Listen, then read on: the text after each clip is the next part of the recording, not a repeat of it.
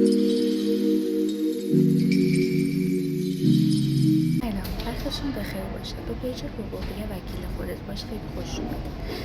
طبق مطالعاتی که داشتم به یک چیز خیلی عجیب غریب واقعا دست پیدا کردم. اونم این بودش که میدونستید که اگر مردی به زنی تجاوز کنه و در اینجا خانم باردار بشه و اقدام به سقط جنین بکنه و واقعا جنین رو سقط کنه، در این حین این مرد متجاوز میتونه علیه این خانم در واقع بیاد طرح دعوا بکنه و ازش شکایت کنه که چرا بچه من رو سقط کرده.